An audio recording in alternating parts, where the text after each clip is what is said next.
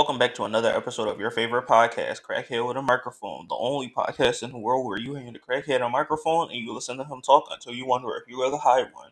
My name is K-Rock Dizzle. Let's get into it. All right, guys, the year is over. And I'm going to be honest, with the year being over, I realized I've never really made a year end list. Never done top songs of the year, worst songs of the year, movies, games, wrestling, TV shows. Because, those lists be hard. I'm going to keep it a buck with you. Year end lists are very hard to make. Mainly because, I've always tried to make one. I've always tried to I'm gonna make a year end list and publish it as a blog. But the amount of media you consume in a year, bro, there's no way I could ever do top 10 worst or best songs of the year. You hear a good hundred and something songs a year. Not even on some oh, just what's on the radio, but think about every song that you heard on TikTok that you liked and you Googled. Every meme song you heard that somehow made it into a rotation. Every single song you heard that came out in a year, no. And then video games, movies, stuff like that, it's really hard to cap it down to 10. First of all, you have to buy enough to even warrant making a top 10. But with how expensive some of that stuff is, can't really do TV shows because TV shows they run concurrently. You can't really tie a TV show to a year unless it's a one season thing. But I did feel like I should do something year end related. And I saw a lot of movies this year. I remember last year I talked about how I see movies on Tuesdays for $7. I saw a lot of $7 Tuesday movies this year. But instead of doing a top 10, what I'm going to do is I'm going to rate every movie I saw this year. Talk about what I like, talk about what I didn't like, and I'm also going to give a recommendation on if you should seek out the movie. Because just because I like the movie, I know that some people might not like it. So we're going to get into it and have a few laughs along the way. So, May 5th, 2023. First movie I saw in 2023. Guardians of the Galaxy Volume 3. On a scale of I don't know how this joint slaps. I don't know if there's gonna be a consistent rating. I'm not doing 1 through 10, but this movie slaps. But you knew this movie slapped. Anybody did you see Guardians of the Galaxy 1? Did you see Guardians of the Galaxy 2? Boom, you Guardians of the Galaxy 3 slaps. That's kind of not gonna lie, that's very much a theme throughout this year. If you saw the first, I saw a lot of sequels this year. If you like the first ones, you like this one. It's good. It's really good. PETA named it Movie of the Year. It's made by James Gunn, who doesn't make bad stuff. He doesn't make bad superhero stuff. Check out the shit James Gunn has done. He did the second Suicide Squad movie. He made Peacemaker. He's making a Superman movie. The man just what's that one meme? That motherfucker don't miss. No, he does not miss. He's good. That's this. That's this. So we go on. It wasn't my favorite of the year, so I don't want to sit here and be like, oh, 10 out of 10. But for most people, this is a 10 out of 10. I'm gonna give it a solid 8 out of 10 just because there's other stuff that I liked more just off of what it was. But as far as what this is, bigger movie, bro. I did not see all bigger movies this year. There's going to be a few sleep in here. All right, Guardians of the Galaxy 3, solid. Next movie, John Wick Chapter 4. See previous, bro. Did you like the first 3 John Wicks? Even more so than Guardians for real, because Guardians at least there's themes and stuff you might get triggered by and animal abuse and God complex that might make you uncomfortable with the villain. Bro, John Wick 4 is exactly what you expect John Wick 4 to be, bro. John Wick 1, somebody killed his dog, he go murder a bunch of niggas. John Wick 2, I don't even remember, but he go murder a bunch of niggas and fights Common for a little bit. John Wick 3, John Wick versus the world, everybody hunting him down and he just kill him back. John Wick 4, he's still on the run and niggas trying to kill him, so he kill him back. Like it's really nothing to say. Do you like watching John Wick creatively kill people? You will like this movie. It's not no. Don't take it. It's rated R. Don't take your kids to see it. Your kids should not be watching this. It's very violent. But did you like John Wick using guns? Did you like John Wick using swords? Do you like John Wick using attack dogs like it's Call of Duty? Do you like the idea of John Wick using nunchucks because they gave him fucking nunchucks? You want to see a blind swordsman? Like, they, once again, bro, they cooked. Honestly, it ain't even they cooked, bro. At this point, this ain't even they cooked. This is pancake mix. All you add Keanu Reeves, add weapons, stir together, boom, movie. Like, shit's fire. Like, so yeah. Once again, not my favorite. Definitely, we going to call this number 3 I saw this year. This is definitely the third favorite I saw this year. Solid. The villain was iffy, but all the John Wick villains are iffy because they're all just like, "Oh, we're the high table. We're gonna send a bunch of minions to kill John Wick because John Wick must be killed for the high table."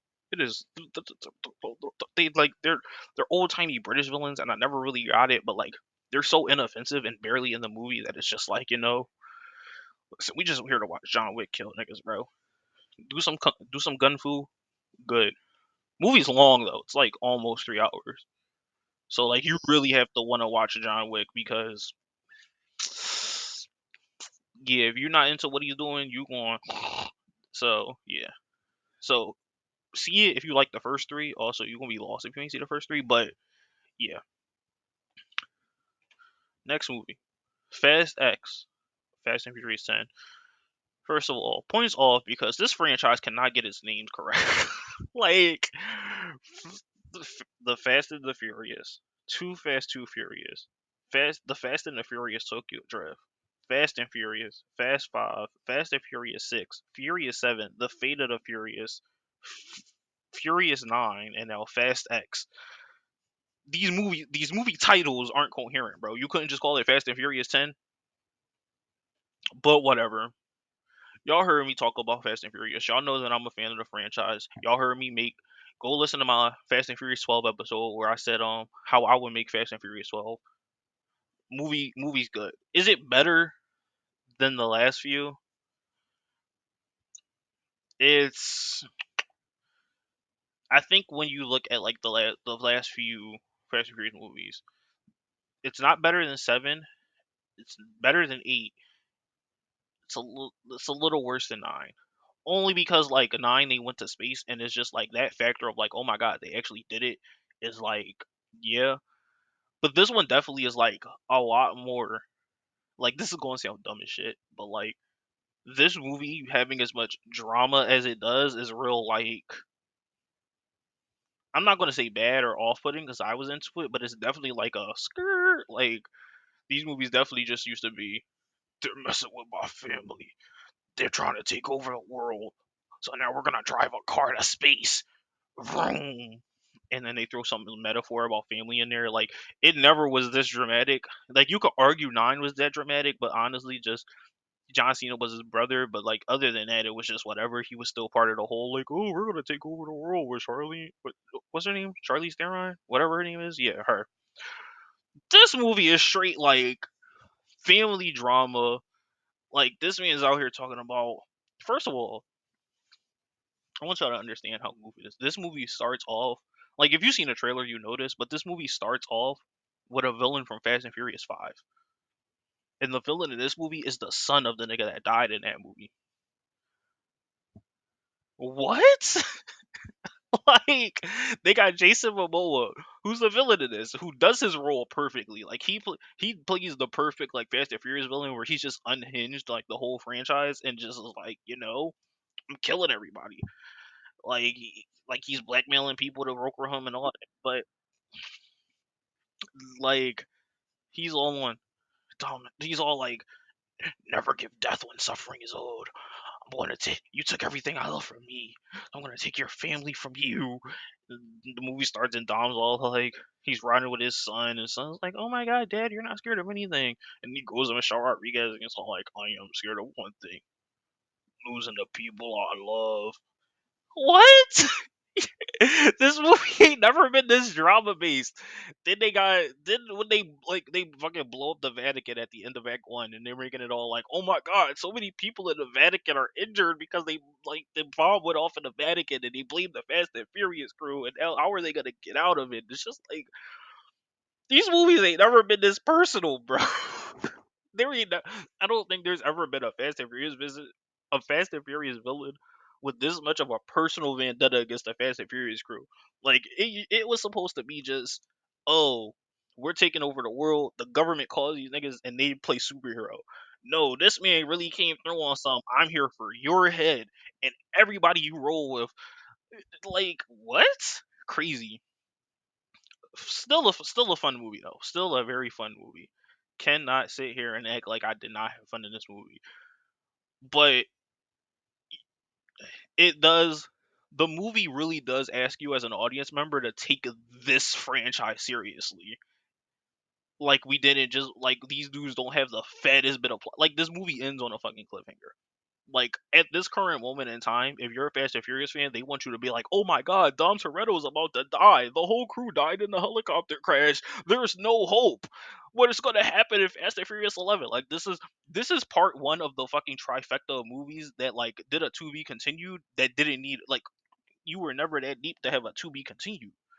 So like I don't know if I could realistically with good faith say watch this the way I say watch the other movies because this isn't even a turn your brain off. You have to turn your brain off except for everything Fast and Furious related because like this movie went from superheroes to the fucking what's that shit called? The Young and the Restless real quick. Or the Bold and Beautiful.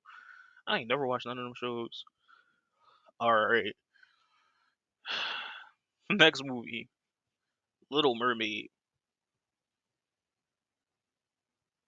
Eh. This movie was like all right, context. I took my mom to see this. My mom wanted to see this. I didn't really want to see this, and I was just like, eh. But it's a Little Mermaid. This live action. It wasn't for me. I don't think it was bad, but it definitely wasn't great. Way longer than it should have been. Mainly because it's too. I'm looking at the runtime. Like I'm on my AMC shit, so I can see every movie I saw this year. I'm looking at this, and I'm like, damn, this movie was 2 hours and 15 minutes. So the original Little Mermaid doesn't even crack 90 minutes. This movie is 2 hours and 15 minutes. So they added a lot of extra like fluff in this movie. This movie definitely dragged on because there's just not a lot to it. At least to the original movie. There's not really a lot to it. It's a very simple story. And they really tried to like stretch Armstrong in this bitch. Like make it like, oh yeah, you really gotta go see this movie. It wasn't worth it. If you and like the Disney remakes haven't been good. Like these live action remakes have been like straight doo doo. So yeah, I don't think I could really realistically in good faith recommend this unless you want to see one of the Bailey sisters. I forgot which one this is. Halle Bailey. So if you want to watch Halle Bailey as a Little Mermaid, you got that fetish. I won't judge you. Other than that, can't with good faith be like, go watch this, bro. Nah. Movie of the year: Spider-Man Across Spider-Verse. I I'm not even gonna sit here and like go crazy over it because I could talk about this movie for hours, but like this movie is fucking good. I saw it twice actually. Like I saw it twice. Movie's amazing. Like legitimately amazing. Terms of animation, amazing. Story, amazing. Spider-Man movie, amazing. This is part two in our trifecta of movies that movies that had to be continues that didn't need it. But like honestly, I ain't even mad at this to be continued because this movie was already 2 hours and 20 minutes and was fully animated. It was like one Childish Gambino cameo that wasn't animated. Everything else in this bitch was like completely animated. It was so good. I love cartoons, and it's just like why can't all movies be this good? If all movies were this good, I would like going from the Little Mermaid to this is just like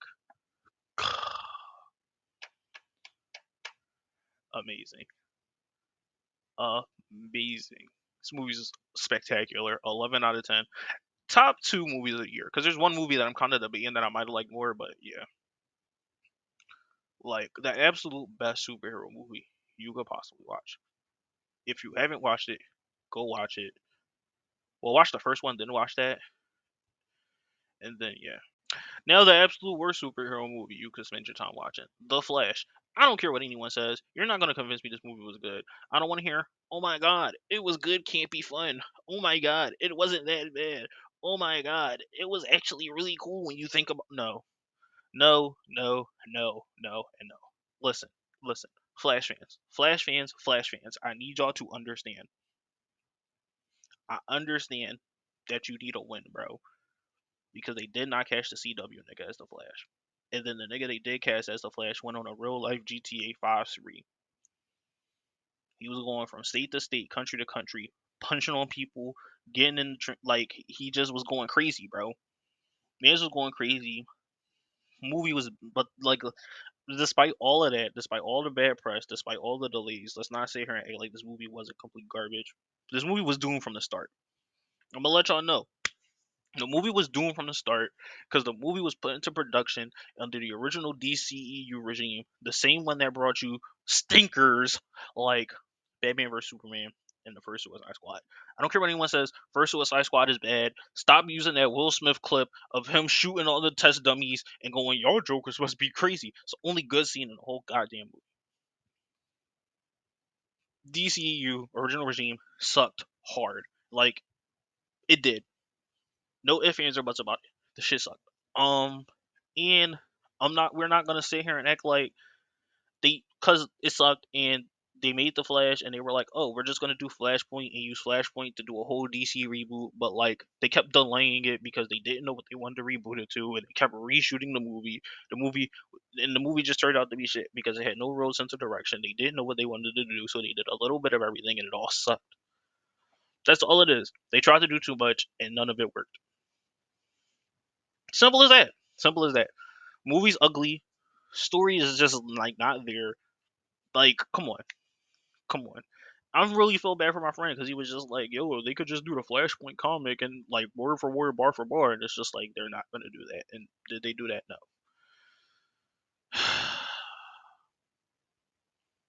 Zero out of 10. Don't watch this movie. Just Jesus Christ, you need James Gunn badly to fix this thing. Um, Barbie. Barbie's fun. It was honestly, this movie was really good. It was really funny. Once again, it wasn't perfect, but it was far from like the horrid that the Flash was. So yeah, solid movie. I say watch it when it eventually gets to HBO Max, if it ever gets to HBO Max, because they're being dumb. But that's neither here nor there. Watch Barbie, starring Margot Robbie and Ryan Gosling, and listen to I'm Just Ken. All right, my movie that's also up there for movie of the year, fighting Spider-Man for the top spot. Teenage Mutant Ninja Turtles: Mutant Mayhem. Y'all know I like this movie.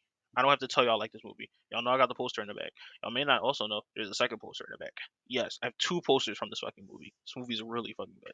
Now, I might be a little like overzealous as a Ninja Turtles fan. There's two things I love in this world: Spider-Man and Ninja Turtles.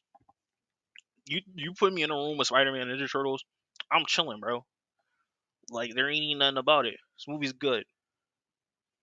Do you like The Boys? Do you like Invincible? Okay, then watch that. They all correlate because Seth Rogen produces all of them. Ah, had to get you there. But yeah, no. Movie's good. Seth Rogen produced it. These people were trying to make it out like these turtles are like, oh my god, these turtles are annoying. They're acting like teenagers, and they act like how actual teenagers act. I'm not gonna lie to y'all. Sometimes when I go to the store, or like I be out and I have to go past the high school, or like I'm on a bus and then some high schoolers get on the bus because like the time they got out of school and they're all headed home. Like you really realize how obnoxious teenagers are.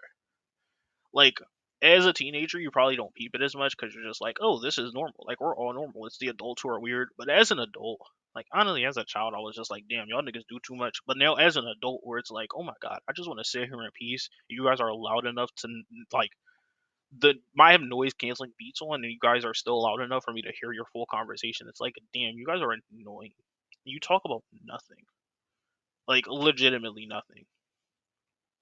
Um, But like with the Ninja Turtles, there's this charm to it, the fact that they're like teenagers who quote TikTok and like go bacon egg and cheese, bacon egg and cheese, and they want to be like normal and they want to have friends, but they're fucking ninjas and they're fighting these villains. And the villain, oh my god, Superfly, played by Ice Cube, is just perfect villain for this movie.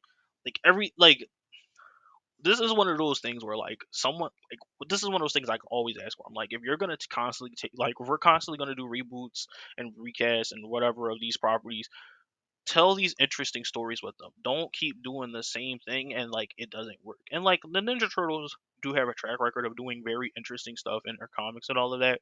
But this is like the movie where it's like, oh my god, this is like a Ninja Turtle story that like you never actually thought you would see.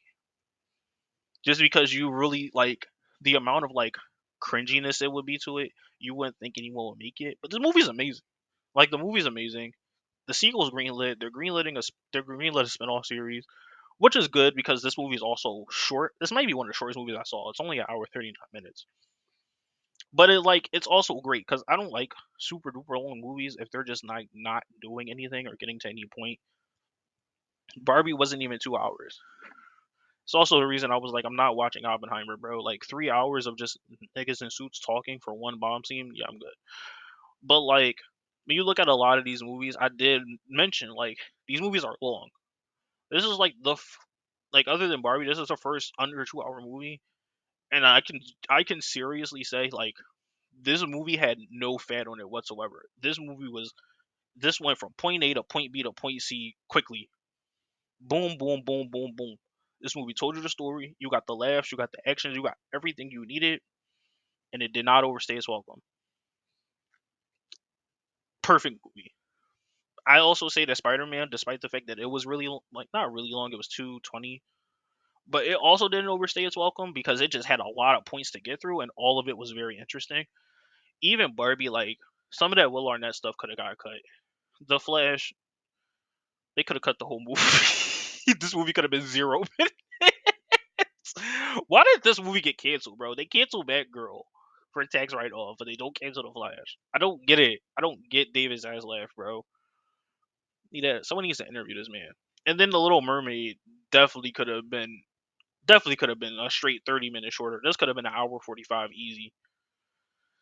So I really appreciate the Ninja Turtles for coming through on that and still being as great as it was. The four kids that played the turtles, amazing. Ice Cube did his thing. Jackie Chan did his thing. Like everybody came to play their fucking part, bro. Even the fucking like the people that were on the poll, because like a lot of the advertising was like, oh, John Cena, Seth Rogen, and all these other big names, but like they're very small roles. Like they're clearly just on the posters to get parents to come, but they're not in this movie. The kids, the turtles, the kids that play the turtles. I don't know their names, but the kids who play the turtles are the fucking stars of this movie. I hope they get like more gigs in the future outside of this because they did amazing. Like they really made like these turtles are so lovable and funny and just like adorable, and you just want to see them succeed in everything they do because they are the epitome of what the Ninja Turtle should be. Great movie. Next movie I saw, Talk to Me. This is the first A24 movie I saw this year. I think I saw how many A24? I saw two. I wanted to see more, but I only ended up seeing two. So Talk to Me. Now we're getting to the later part of the year where I saw a lot more horror movies than I usually see. A24's Talk to Me. You know, I left the theater like, that was kind of dumb. Then I thought about it, and I was like, this movie was honestly pretty good. I'd probably watch it again. I haven't told y'all what any of these movies are about. This is the first movie where I'm going to tell you what it's about because I feel like with horror movies, that's like kind of big. Um, so Talk to Me is a horror movie. Um, actually, basically, there's this like ceramic hand that they have. If you grab the hand, like the hand's like a prop, so it's just like it just sits like this. If you're on audio, you can hear it, but it just sits out like a handshake. If you grab the hand, you close your eyes, you say "Talk to me," you can see like a dead person. If you say "I let you in," the dead person possesses you. There's way then like after a few seconds, they pry the hand like if you let go of the ceramic hand, then boom, you're gone. So like yeah. So this is a horror movie where the horror is like talking to dead people and like yeah, communicating with the dead. And the reason I'm like iffy is because a lot of horror movies that I'm iffy on suffer from a syndrome I call these niggas are dumb. where I can't be scared and I can't feel bad for the main cast because you're doing dumb shit. Like I know the joke is run into the ground of like, oh, black people would never get caught up in a horror movie, but like I'm a black person and I firmly believe that like I would never get caught up in any of these horror movies. Fuck you mean? Oh yeah, we're having a teenager getaway at a camp so we can all have sex with no parents around. You're asking to get murdered. Why are you going to a woods with no cell service? Why are these teens just like, oh yeah, bro, party? We've got brewskis, we've got weed, and we've got a way to talk to dead people. Whoa, whoa, whoa! One of these things is not like the other. One of these, like, abort mission, please. What? Explain. And then they all just go along with it. Oh, so cool that we can talk to dead people. And like, I'm gonna spoil this movie. Shorty goes crazy because she ends up communicating like with her mom who died when she was little, and that spirals off a series of events of her getting addicted to using the hand. And yeah, and it's just like why are you so, like your mom's dead, bro. I'm sorry, like not to be mean, but your mom's going and you try and have like fucking journalistic interviews talking about some why did you kill yourself, like come on, like then that turns into a whole thing and it's just like bro, you're black, you should have been the first one to opt out of this. Instead you're the main character and you're catching a case for yourself. Like I saw Blue Beetle was solid. Watch that.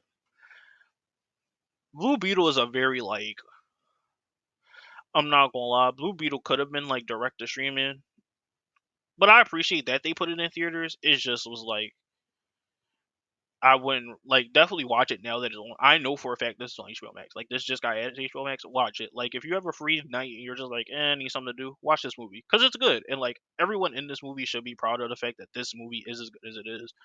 This is probably one of the best DC movies you could watch. Like honestly, top three. And I know I just said the bar for that is low, but like this movie's really good. It's got a real nice Spider-Man vibes going on. It's funny, everything you want. Next movie I saw was Saw 10. Saw is the one horror franchise that I actually do really like, but I gotta say the reason I like Saw, like a lot of the allure of Saw to me was not in this movie. Not to say that that's necessarily a bad thing, but I can definitely say with confidence this is probably my least favorite Saw movie. Um, Now, the thing that was missing about this Saw movie, personally, for me, was mainly the fact that, for me, a lot of the fun of Saw is one, the traps, and two, the mystery. There's always, like, if you watch the Saw movies, you know that whoever's setting up these tracks and who's taking on the persona of Jigsaw and who's actually, like, helping John Kramer with all of his, like, jazz and buffoonery and all of that is always like that's part of the fun for me. The cops trying to figure out who's doing it, us as an audience wondering like, oh my god, who's actually like on the side of the cops, da da da da. It's a real like cat and mouse game of like, oh my god, someone's setting up these people in these traps, they're horrible, like who's doing this, as well as the fact that these gruesome murders are happening and a lot of it is inside jobs and a lot of the people are related to the people who's searching for these cops. Like it's just so many moving parts in this, like it's honestly a horror mystery that doesn't really advertise itself as a mystery, so a lot of people don't really enjoy it or realize that like the fun of it is the mystery.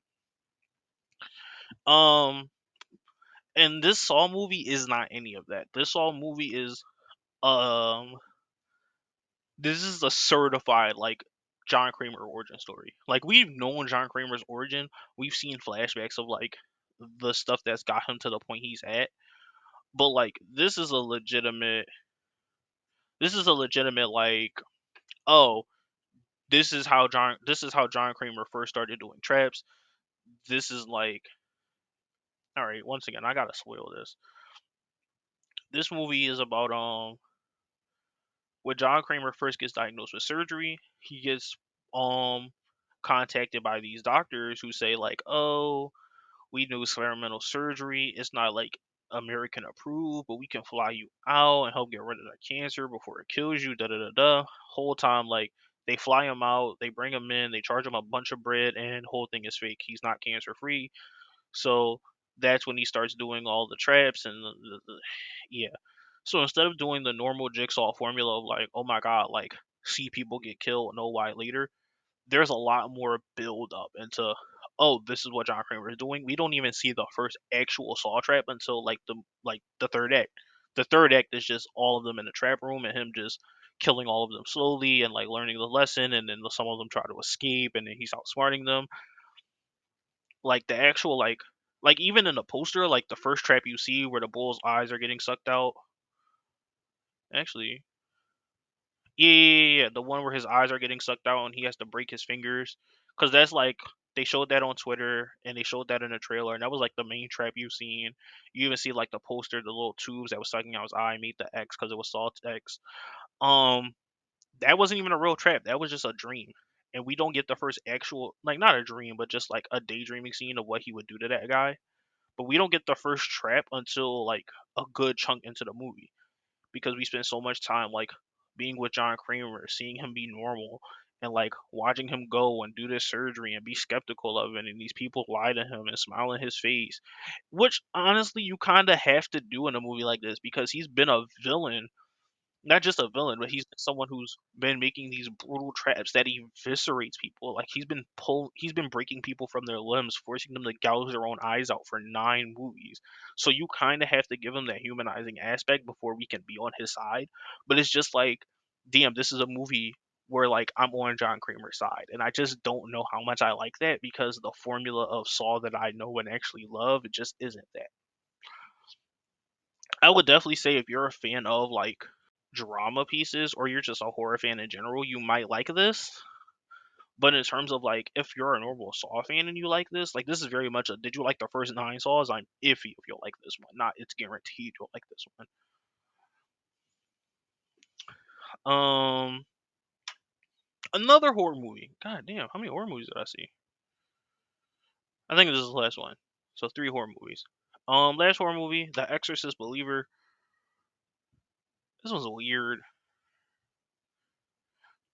Mainly because I didn't see the first Exorcist movie. The first Exorcist, I know of it. It's one of those like iconic movies that like everyone's seen. Oh my god, have you never seen The Exorcist? That's crazy.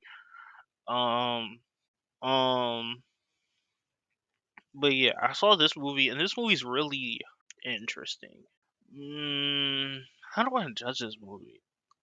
Did I like it? Kind of. Mainly because like.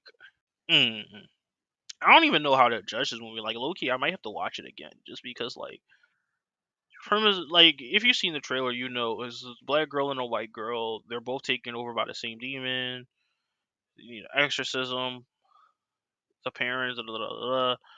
But yeah, I don't know. I feel like I don't know if you like The Exorcist, then you might like this. If you like horror movies, you might like this. But like this movie was just so like I didn't like I haven't seen the first Exorcist, and I've never seen any movie like this before. That I genuinely was just like, wow, it was such a unique experience. Maybe that's how people saw when maybe that's how they felt when they saw the first Exorcist. This movie was really weird. It left me confused. I wasn't really sure, like, because you know the villain in the movie is a demon or whatever, but it's just like I don't know what this guy wants with these girls. Like, how do you get in their bodies and what does he want? Because like they're trying to do the exorcism, and then there's like, oh, we can't do the exorcism. It's not approved or whatever. I don't know what the church was going on about that, but like, what did the actual like? Is it a demon? What did the ghoul even want? Like, what did he want with the girls? He just like was like, did he need a crib? Like, was he homeless? I'm confused. He just took over these bodies. It's just like, when the girls must die, you must decide. They're all like, I don't know how the demon got into the girls. One family's all like, this isn't the dad and the black girls all like, this isn't real. Da da da da. And the white parents are all like, oh my god, we didn't get her baptized soon enough because we wanted to wait for her grandma, and now she's stuck with the devil inside of her, and it's the black girl's fault. And it's just like, what does this dude want? Like that's really my main thing. Other than that, it's like I'd say it was an enjoyable movie. The like, there definitely was a lot of suspense of can they get the demon out of these girls because like I'm not gonna lie, one devil taking over 2 bodies is crazy. That nigga got mad power. This isn't funny. Like I don't know. Is it funny? I don't even know if this can be funny. I don't know. Go see it. Make your own opinion. We're gonna leave this review as to be determined, and then just never determine it. Or at least until I see the movie again. I think it's on Peacock. I might watch it again and come back to it. Next movie, Dix the Musical. Hilarious. Very offensive. Don't go watch it. I liked it. If you don't like offensive humor, you're not gonna like this. You have to really be like, do you like Drawn Together? This show Drawn Together that used to come on Comedy Central, and like it's just horrific. Like some of the stuff in there like leaves my jaw in awe. Like damn, they put this on TV. Some of the stuff in this movie is just like damn, they put this in a movie theater. Honestly, you probably never even heard of this movie. They were trying to hide this movie, bro. Like this is the second A24 movie I saw, and it's a musical. It's a comedy musical, so similar to like the South Park movie, if you ever seen that. Um, but I think this movie is really funny. The movie's about it's based on a Broadway musical called Fucking Identical Twins. It's about two guys. They find out that they're identical twins. One was raised by their mom, one was raised by their dad, so they didn't know each other growing up. They were living in separate households. So they like now that they're grown and working for the same company, they plot together to try and like get their parents back together and have like one family because they never actually had like a full family before. It's a nice premise. Movie's hilarious. There's a lot of sex jokes, a lot of religious jokes, a lot of off the wall random jokes, but it's hilarious. And Megan Thee Stallion's in it. But I really like. I can't say I recommend actually going to see it because it's just like really offensive. Five Nights at Freddy's. Honestly, I give congratulations that this movie ended up getting made. I didn't realize people were still into FNAF after 2016. But hey, what do I know? Clearly, I'm an old man who's out the loop. Did I like the movie? It was okay. I like the animatronics. Jim Henson always makes good stuff. They make good puppet suits. They make good puppets. They make good Muppets. So yeah, but like I was over Five Nights at Freddy's way before this movie was like close to being finished, and the movie got finished, and I saw it, and I was just like, okay, interesting. FNAF fans are gonna love it. Me, not so much. And the very last movie I saw, because I don't think I'm seeing any other movie this year. If that changes, I'll let y'all know in the next episode. But yeah, the last movie I saw was Wish, Disney's Wish.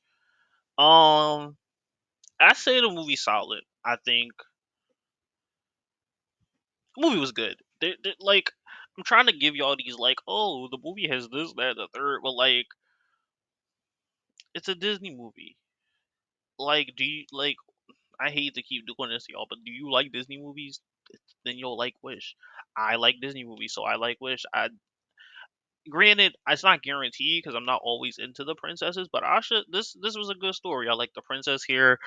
I like with the villain here. I like the story they did. The only real gripe I had with it is that I'm an adult, so like this very basic story, like the twist you can see coming a mile away. It doesn't really do anything that's like above and beyond in terms of like the story it's telling, but it's a great story. Like, well, not great. It's a solid story. It's a solid movie. It's fun, and I definitely would say like, hey, nice thing to watch on Disney Plus if you don't want to see it in the theater. Oh no, call back to last week's episode. Self plug. I can't hold myself. But yeah, definitely like a solid movie. Kids will definitely like. I would assume kids will love this. I don't know what kids like, but I would assume kids will like this. I would have loved this movie if I was a kid. My sister would have loved this movie as I was if she when she was a kid. Like it's a really good movie, and it's the last. It's a great way to end the year after a year of seeing movies. Unless I manage to see Willy Wonka or The Hunger Games, which I probably won't, because Hunger Games probably done left theaters by now, and I don't know if I'm gonna see Willy Wonka. And by the time I see The Color Purple, the new year will be here. If I end up seeing The Color Purple in theaters, but hey, it is what it is. Well, guys, that wraps it for another episode of Crackhead with a Microphone. Remember, if you like this episode, to like the episode, follow me on TikTok and Instagram, and make sure you subscribe so you never miss an episode. I'll see y'all next week.